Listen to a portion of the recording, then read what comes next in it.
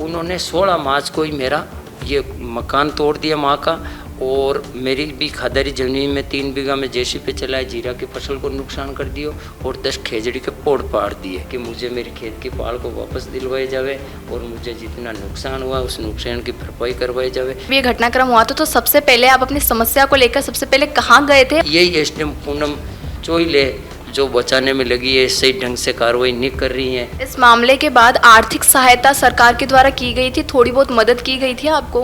भजन लाल जी से मिलने से मुझे ज़्यादा कोई विशेष फायदा नहीं हुआ। सीधे तौर पर सरकार की जो कार्रवाई चल रही है आप उससे खुश नहीं है, आपको लगता है कि ये सब सही नहीं चल रहा है?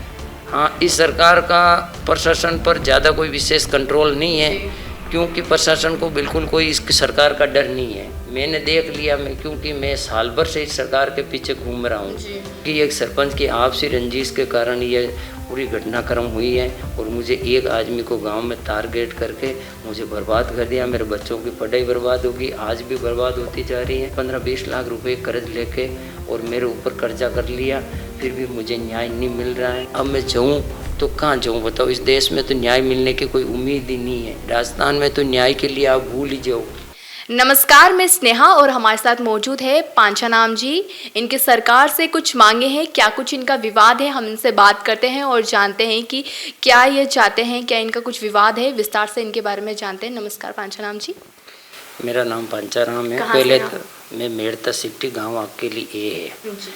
पहले तो मैं आपको धन्यवाद देता हूँ मेरी तरफ से, आप मीडिया भैया को, कि मुझे इस चैनल पर ये जो अवसर दिया था इसके लिए मैं आपको बहुत बहुत धन्यवाद देता हूँ। मेरी मांग यही है कि 16 मार्च 2022 की घटना है, बिना सीमा ज्ञान बिना नोटिस दिए हमारे माँ के जो खादारी ज़मीन की खेत की पाल पाड़ी गई थी उन पाल को वापस दिलवाई जावे, और मेरे जो माँ का बना कच्चा मकान था बाड़ा में, कोर्ट का आदेश हो गया, वो सामान जो ले जा के इन्होंने बेच दिया था और कुछ सामान इन्होंने मौके की फर्द रिपोर्ट में दर्ज किया था, कोर्ट का आदेश होने के बावजूद भी उन्होंने पूरा सामान नहीं लौटाया था। मेरा पूरा सामान दिलवाया जावे या मुझे हर्जाना है वो हर्जाना दिलवाया जावे। एसडीएम मेड़ता ने और संभागायुक्त कमिश्नर ने दोनों ने मान लिया, और जो मेरा अतिक्रमण हटाया था वो सीमा ज्ञान भी नहीं कर सका, जो नापचोप भी नहीं कर सका, तो उनको कैसे पता चला कि मेरा अतिक्रमण इस जगह पर है? जी, आपके साथ जी जब ये पूरा घटनाक्रम हुआ था तो आपको पूर्व में कुछ जानकारी दी थी या नहीं दी थी, या एकदम से आपको अचानक ही पता चला था ये सब चीज़ों के बारे में? इसमें उन्होंने मेरे को तो नोटिस दिया लेकिन मेरी माँ को नोटिस नहीं दिया था, और जो मेरे को नोटिस दिया था उनका मैं जवाब कोर्ट में चल रहा था। 23 मार्च की फेंसी थी, उन्होंने 16 मार्च को ही मेरा ये मकान तोड़ दिया माँ का, और मेरी भी खादारी ज़मीन में 3 बीघा में जेसीबी चलाए, जीरा की फसल को नुकसान कर दियो और 10 खेजड़ी के पोड़ पाड़ दिए। उन लोगों से 2-2.5 साल से जो नाप हुए नहीं, वो कागजों में मेरे को गुमराह कर रहे थे। आखिरी में एक साथ 2024 को अजमेर से टीम आई थी, उन्होंने जो पॉइंट सीमा ज्ञान किया था वो मेरे खेत की पाल की बाहर की साइड में किया था।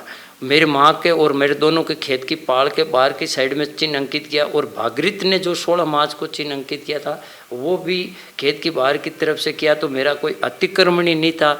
तो मेरे परदादा जी के हाथ की जो कि 100 साल की पुरानी थी खेत की पाल, उस पाल को क्यों तोड़ा गया, क्यों मेरे 3 बीघा जीरे की फसल का नुकसान किया और मेरे 10 खेजड़ी के पेड़ क्यों उखाड़े, उनका मुझे जुर्माना दिलाया जावे और मेरे खेत की पाल मुझे वापस दिलवाई जावे। इस घटनाक्रम जब ये घटनाक्रम हुआ था तो सबसे पहले आप अपनी समस्या को लेकर सबसे पहले कहाँ गए थे और आपने उनसे क्या कुछ कहा था, ये बताया? सबसे पहले मैं जिला कलेक्टर जी के पास में गया था, तो जिला कलेक्टर ने कहा कि भाई आपका अकेले का भाड़ा नहीं तोड़ा गया, चलो हम सबके खिलाफ कार्रवाई करेंगे और तेरे साथ जो अन्याय हुआ तुम्हें न्याय दिलाएंगे। उन्होंने आश्वासन दिया था आपको कि आपकी जो समस्या है हम उसको पूरा करेंगे? हाँ, पूरा करेंगे। लेकिन उन्होंने बच्चे धीरे धीरे मेरे को कागजों में गुमराह करते रहे। उसके बाद में सीधा मैं राजस्व मंत्री जी के पास में गया था, जो पूर्व में राजस्व मंत्री था रामलाल जी जाट, उनके पास गया था। उन्होंने मेरे को केवल कागजों में गुमराह करते रहे। सीएमओ में गया था, सीएमओ में मेरे को कोई ज़्यादा न्याय नहीं मिला, गुमराह होते रहे। फिर मैंने धीरे धीरे कोर्ट की शरण में चला गया और कमिश्नर संभागायुक्त के कोर्ट में गया, तो वो फैसला उनसे भी सारी रिपोर्टें ली हुई, और मेरे से भी सारी रिपोर्ट ली और खुला कोर्ट महीने ये फैसला सुनाया गया कि उनकी सारी रिपोर्टें अवरुद्ध पाई गई थी, क्योंकि उनसे सीमा ज्ञान ही नहीं हुआ पहली बात में, तो उसको पता कैसे चला कि अतिक्रमण इस जगह है। और 905 में जो मेरे पास में महिपाल पुष्पराम का मकान बना हुआ है, वो मकान आज भी मौका पर है और 16 मार्च 2022 को तहसीलदार भागीरथ चौधरी ने तोड़ना बता दिया गया। और अभी ये एक रिपोर्ट भेजी गई है कलेक्टर सामने, जो ये मकान है, आप ये मकान देख लो, ये मकान आज भी मौका पर बनियोड़ा है और 16 मार्च 2022 को तोड़ना बता दिया गया। लेकिन मेरे साथ एक साथ अन्याय हुआ, 600 घरों की बस्ती में मेरी माँ का बना कच्चा मकान तोड़ दी जाए, सामान भेज दियो। ये एक पहली घटना है जो नागौर जिलों में 2022 में कभी किसी परिवार के साथ ऐसी घटना नहीं हुई है। मकान तोड़ने के बाद मुआवजा या कुछ भी नहीं मिला अभी तक आपको? मैंने कोर्ट का आदेश होने के बावजूद मेरा सामान भी नहीं दिया था। हाँ, अतिक्रमण हटाते हैं, सब कुछ करते हैं, लेकिन आज तक किसी का सामान ले जाके बेचने का अधिकार किसने दिया, ये बताओ। ऐसा कभी आज तक नहीं हुआ होगा, 70 साल में नहीं होगा, देश आज़ाद हो गया। लेकिन मेरे साथ एक राजस्थान में पहली ऐसी घटना घटी है जो मैं इस मीडिया के माध्यम से सभी तक पहुंचाने की कोशिश कर रहा हूं और मीडिया भाइयों ने मेरी खूब मदद की और मैं इसका बहुत बहुत आभार करता हूं। ये मेरे माँ के खादारी ज़मीन में 2 जेसीबियाँ चल रही है और ये खेत की पाड़ी पड़ी हुई है। इसका सारे सबूत मैंने सभी कार्यालयों में पेश कर दिया, फिर भी मुझे गुमराह किया जा रहा है, क्योंकि उस तहसीलदार को बचाने के लिए ये सिस्टम नागौर मेड़ता पूरा मेरे खिलाफ है। जब आपके साथ जब ये अतिक्रमण हुआ था तब तो कांग्रेस की सरकार थी, अब भजनलाल जी की सरकार आ गई, तो भजनलाल जी की सरकार आने के बाद थोड़ा सा कुछ फायदा होने का आपको मिला था या कुछ फिर भी अभी भी ऐसा ही चल रहा है मामला आपका कि सरकार बदलने के बाद तो थोड़ा बहुत फायदा हुआ हो आपको? भजनलाल जी से मिलने से मुझे ज़्यादा कोई विशेष फायदा नहीं हुआ। मेरे जो खेत का वो नाप था ना, वो नाप हुआ था और उसमें जो 40,000 रुपए की मांग थी, वो मांग सरकार ने पहले भी, वो कांग्रेस सरकार ने भी वो तो किसान के लिए माफ़ कर दी भी थी, फिर भी उन लोगों ने कागजों मेरे को उलझाए रखा और 40,000 मेरे खेत का सीमा ज्ञान वास्ते मुझे मांगता रहा। और फिर भजनलाल सरकार आई तो मेरा खेत का नाप हो गया और मेरा कोई मौके पर अतिक्रमण नहीं निकला था। इन्होंने जहाँ से नाप करवाना मेरा खेत को 10 बार नाप लिया उन लोगों ने, फिर भी मेरा मौके पर कोई अतिक्रमण नहीं निकला है। इस वास्ते सरकार से मेरी यही विनती है कि मुझे मेरी खेत की पाल को वापस दिलवाई जावे और मुझे जितना नुकसान हुआ उस नुकसान की भरपाई करवाई जावे। मेरे गांव में 90% लोग सरकारी ज़मीन पर रहते हैं, फिर भी मेरे 600 घरों की बस्ती में मेरी माँ का अकेला का बना कच्चा मकान तोड़ के ले जाके सामान भेज दिया। और मैं आगे भी 4 बार बोल सका हूँ कि भी मेरी खेत की पाड़ वापस दिलवाई जावे। और 254-55 खेत में वो फसल बोई हुई है, ये एसडीएम मेड़ता की रिपोर्ट रही मेरे पास में। और आज भी मौका पर अगर कोई अधिकारी आए देखे तो ये रिपोर्ट, इसमें रिपोर्ट में साफ लिखा हुआ है कि एसडीएम इन्होंने कागजों में केवल कार्रवाई की है, धरातल पर भौतिक रूप से इनको बेदखल नहीं किया 254-55 खादारों को। और उनको भी यही एसडीएम पूनम चोहिल है जो बचाने में लगी है, सही ढंग से कार्रवाई नहीं कर रही हैं। पूर्ण कुमार था, उन्होंने सही ढंग से कार्रवाई की भी, और अर्चना चौधरी उन्होंने भी अपने तरीके से कार्रवाई की। कानून तो सीधे तौर पर सरकार की जो कार्रवाई चल रही है आप उससे खुश नहीं है? आपको लगता है कि ये सब सही नहीं चल रहा है? हाँ, इस सरकार का प्रशासन पर ज़्यादा कोई विशेष कंट्रोल नहीं है, क्योंकि प्रशासन को बिल्कुल कोई इस सरकार का डर नहीं है। मैंने देख लिया, क्योंकि मैं साल भर से इस सरकार के पीछे घूम रहा हूँ और प्रशासन अपने मन में आवे, अपनी मन मर्जी से जैसे ऑफिस में बैठे बैठे रिपोर्टें बना करके ऊपर तक भेज देता है। और यहाँ से खूब आदेश निकलते हैं। जैसे मैं मंत्री जी के पास में मिलता हूँ तो मंत्री ने तुरंत आदेश देते हैं, सीएमओ में मिलता हूँ तो सीएमओ में तुरंत आदेश दिया जाता है कि उनकी जल्दी से रिपोर्ट ली जावे। लेकिन वो जो धरातल पर नीचे लोग बैठे हैं ना, वो तहसीलदार भागीरथ को बचाने में लगे हुए हैं और 254-55 खादारों से उन्होंने मिली भगत की है। और महिपाल पुष्पराम जो लोग हैं वो अरबपति लोग हैं, उनसे भी जो सरपंच है वो भी अरबपति लोग हैं, उनसे मिले हुए हैं। और मैं गरीब लोग, मैं इतने दूर कागदा में घूमता रहूँ। इस मामले को लेकर अब तक कितना समय हो चुका है? ये जो आपके साथ जो चीज़ हुई थी आपकी माँ, ये 16 मार्च 2022। हाँ, लेकिन 6ठा महीना से मैं स्टार्ट हूँ 2021 में। ये लोग पहले भी मेरे को परेशान करने में लगे, लगभग 3 साल हो गए मेरे परेशानी झेलता हुआ मैं, क्योंकि एक सरपंच की आपसी रंजिश के कारण ये पूरी घटनाक्रम हुई है। और मुझे एक आदमी को गांव में टारगेट करके मुझे बर्बाद कर दिया। मेरे बच्चों की पढ़ाई बर्बाद होगी, आज भी बर्बाद होती जा रही है। कम से कम इस केस में मैं 15-20 लाख रुपए कर्ज लेके और मेरे ऊपर कर्जा कर लिया, फिर भी मुझे न्याय नहीं मिल रहा है। और अब मैं जाऊँ तो कहाँ जाऊँ बताओ? इस देश में तो न्याय मिलने की कोई उम्मीद ही नहीं है। राजस्थान में तो न्याय के लिए आप भूल ही जाओ। इस मामले के बाद आर्थिक सहायता सरकार के द्वारा की गई थी, थोड़ी बहुत मदद की गई थी आपको?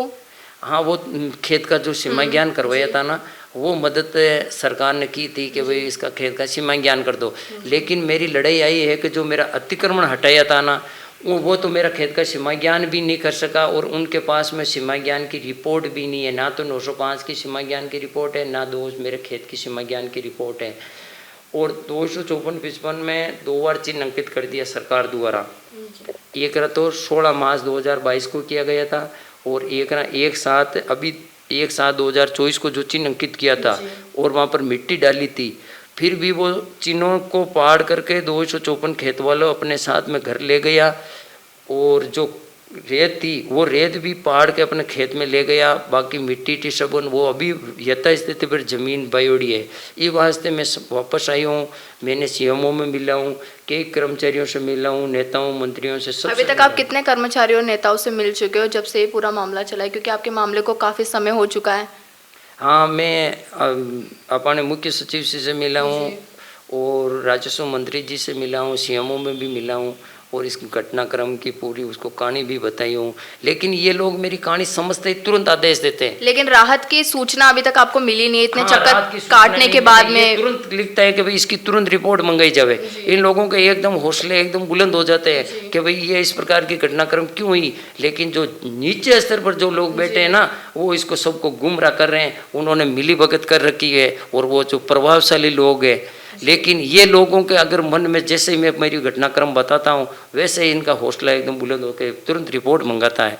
लेकिन जो नीचे स्तर पर लोग बैठे हैं उनको तो प्रभावशाली लोग हैं और उन्होंने मिली भगत कर रखी है और मुझे न्याय की कोई उम्मीद नहीं है।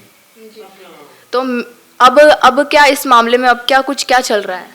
अब मामले में ये मेरे लिए एक दिक्कत आ रही है कि अगर जिला कलेक्टर जी मौके पर आकर के इस घटनाक्रम की पूरी संपूर्ण रिपोर्ट बना के और मुझे न्याय दिलवा दे, मेरे खेत की पाल दिलवा दे, मुझे मुआवजा दिलवा दे, और जो 254-55 के खदरों का खेत जो रास्ते पर ज़मीन बाई हुए है वहाँ पर रोड बना हुआ है, मुझे कोई दिक्कत नहीं है। और महिपाल पूसाराम का जो मकान बना हुआ है उनको तोड़े या नहीं तोड़े मुझे उनसे कोई भी लेना देना नहीं है कि भाई इनका भी मकान पाड़ो। लेकिन उन्होंने कागजों में दर्ज कर दिया कि मैं इसका मकान तोड़ दिया गया है।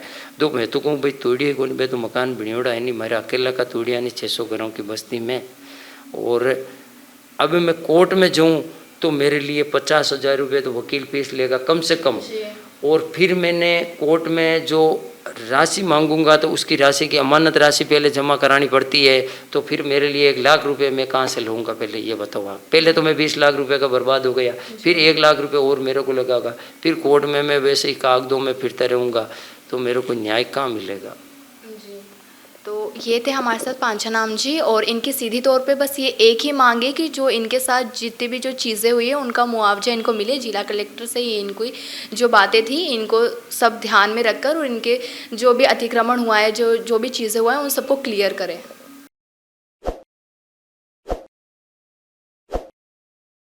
ताज़ा खबरों के लिए विजिट करें द फैक्ट इंडिया की वेबसाइट और डाउनलोड करें द फैक्ट इंडिया ऐप।